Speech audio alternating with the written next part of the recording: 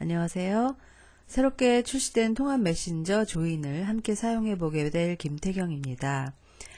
2012년도에는 메신저 프로그램들 가운데서 특히 무료로 문자 메시지를 이용할 수 있었고 또 음성 채팅 서비스까지 무료로 사용할 수 있도록 서비스를 했던 카카오톡이 계속 성장했던 한 해였습니다. 지금도 여전히 대부분의 이용자들이 카카오톡을 이용해서 소식을 주고받고 있는데요. 이동통신사로서는 불편한 부분이 있었죠. 그런 가운데 2012년 12월 26일 SK와 KT, LG 3개사가 공동으로 이용할 수 있는 새로운 메신저 서비스를 공식으로 내놓았습니다. 이른바 조인이라고 하는 건데요. 이런 조인의 경우에는 통신사나 포털에 상관없이 함께 커뮤니케이션을 할 수 있다는 강점이 있었죠. 누구나 이동통신사를 통해서 인터넷 서비스를 이용하기 때문에 다시 말하면 누구나 앱을 깔고 실행만 하면 스마트폰에 있는 연락처들을 이용해서 쉽게 연결되고 사용할 수 있다는 것을 내세우고 있는 그런 플랫폼들입니다. 좀 더 그 개요를 자세히 살펴보도록 하겠습니다. 조인의 서비스를 두고 카카오톡의 대항마라든가 하는 얘기들이 나오고 있는데요. 실은 새롭게 이동통신 3사가 선보인 이 조인은 정확하게 말하면 국내 이동통신사만의 브랜드가 아니라 GSMA라고 하는 곳에서 채택한 RCS 표준을 쉽게 알리기 위해서 확정된 상표라고 합니다. 조인은 GSMA의 테스트를 거쳐서 인증된 이동통신사만이 이 상표를 쓸 수가 있는데요. 우리나라보다 앞서서 스페인에서 서비스를 시작을 했고 또 독일에서도 사용 서비스가 되고 있다고 합니다.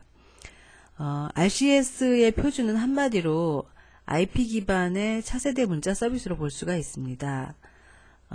RCS는 표면적으로는 즉시 메시지를 보내는 서비스이지만 스마트폰이나 또 패드와 같은 단말기에 주소록에 표시된 상대방의 상태에 따라서 음성이나 영상, 문자를 전송하기 위해서 이동통신사와 제조사 같은 관련 업체들이 2007년부터 함께 개발해온 공동 프로젝트였다고 합니다.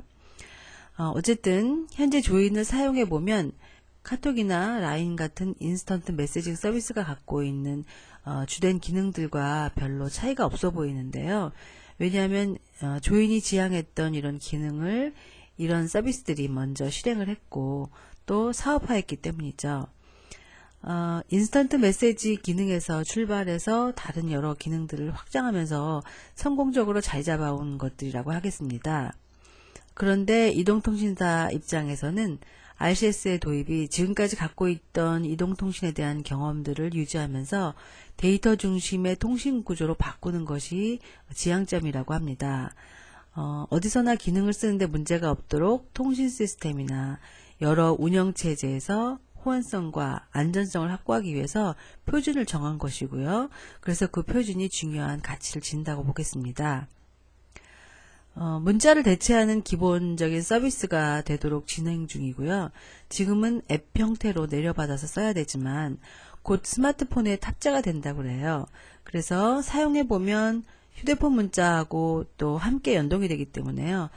이용자들은 아마도 문자 대신 나중에 조인을 기본으로 쓰게 될 수도 있다는 생각도 듭니다.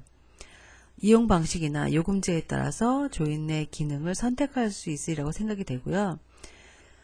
유료 이용료 부분 때문에 말들도 많은데요. 어쨌든 이동통신사들은 가장 기초적인 서비스의 질적 측면을 보강하고 커뮤니케이션의 질을 보장하는 쪽으로 노력을 해야 될 것 같고요. 이용자들은 그것에 대해서 적절하게 대가를 지불하면서 사용할 수 있다면 그것이 맞는 방법이겠죠. 또 한편으로 이동통신사에서는 올해부터 출시되는 폰에 탑재가 된다는 것만으로는 안심할 수 없는 부분이 있을 것입니다. 왜냐하면 아이폰의 아이메시지의 경우에는 이미 탑재되어 있는 메신저이고 굉장히 편리한 점이 있었지만 다른 폰들이나 다른 서비스들과 호환이 되지 않는다는 것 때문에 사실 그 외의 사용자들은 그닥 많이 쓸 수 있는 기능이 아니기 때문에 제한된다고 볼 수가 있겠죠. 자, 그러면 구체적으로 조인의 서비스들을 한번 살펴보겠습니다. 조인에서 제공하고 있는 서비스를 보면 우선 메신저 채팅과 또 기존의 문자 서비스가 통합이 되었다는 것입니다. 문자나 멀티 메시지들을 1명에서부터 99명까지 함께 진행할 수가 있고요. 어플리케이션을 설치하지 않은 사람하고도 발송 수신이 가능한데요. 대신 조인이 설치되지 않은 사람한테는 기존의 문자 메시지로 전송이 됩니다. 하지만 설치된 사람에게는 현재까지는 알림이 2번씩 가게 되기 때문에 기존의 휴대폰 문자 알림을 해지해 두어서 한 번 오도록 이렇게 설정할 수가 있습니다. 하지만 문자는 이중으로 도착하게 되는 불편함이 있었습니다. 올해 출시된 스마트폰부터는 폰에 내장된다고 하니까 그런 점이 조정되리라고 생각이 되고요. 좋은 점은 대화 내용을 검색하거나 대화창에 있는 대화 내용을 공유하는 절차가 좀 간단해졌다고 볼 수가 있겠습니다. 그리고 통화 중에 실시간 영상을 공유하거나 또 파일을 전송할 수가 있습니다. 조인이 설치된 지인과 통화를 하는 도중에 화면 우측이나 또 좌측 상단, 통신사마다 앱마다 조금 다른데요. 거기에 있는 조인 카메라 모양을 누르면 현장을 보여줄 수가 있습니다. 조금 속도는 아직 떨어지는 것을 볼 수가 있었고요. 채팅창에서는 파일이나 사진은 물론 실시간으로 영상을 촬영해서 전송하는 그런 기능도 있고요. 다양한 소셜미디어나 클라우드로 바로 공유할 수 있는 그런 점들도 있었습니다. 물론 카카오톡에서도 제공했던 기능들이고요. 그리고 주소록의 기능이 확대된 점인데요. 각자 자기 자신의 상태를 적거나 혹은 프로필 이미지에다가 바쁨을 설정할 수 있는 기능이 있습니다. 그래서 대화를 자제할 수 있도록 해주는 역할을 할 것 같고요. SNS를 등록해서 그쪽으로 바로 연결할 수 있는 옵션도 있습니다.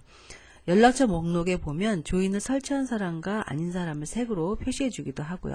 그리고 앱 내에서 바로 전화를 걸 수도 있습니다. 데이터는 카카오톡의 경우에는 20메가 이상 전송을 하지 못해서 동영상을 마구 잘라서 보내야 했던 기억이 있는데요. 데이터를 100메가까지 크기를 증가시켰습니다. 이 점이 좀 마음에 들고요. 향후 1, 4분기에 PC에서도 조인할 수 있도록 만들 예정이라고 하고요. 아직 아이폰용으로 앱을 제작하지 않았는데 곧 출시한다고 하니까 iOS 사용자들도 사용해 보실 수가 있을 것 같습니다. 이제는 문제 요금제인데요. 기존의 월정액 사용자들이 워낙에 메신저 앱들을 무료로 사용하다 보니까 물론 거기서 파생되는 데이터나 게임 아이템 같은 것들은 선택이니까 상관없다고 생각하기 때문에 요금을 내는 것에 대해서 좀 불편하게 생각하는 것 같습니다. 조인의 이용료 기준을 보면 건당 20원, 또 영상 공유는 1초당 0.6원 정도로 잡고 있는데요. 월정액, 그러니까 요금제 사용자들에게 기존 데이터량에서 이용할 수 있도록 하고 있습니다. SK만 요금제 사용자들에게 평생 무료를 이야기하고 있는 상황인데요. 아직 3사에서 모두 확정된 것은 없고요. 5월 말까지 모두 무료로 사용할 수가 있습니다. 단 파일 전송 같은 경우에는 와이파이 상에서 무료로 제공된다는 것 기억하시고요. 충분히 사용해보고 결정해도 좋을 것 같습니다.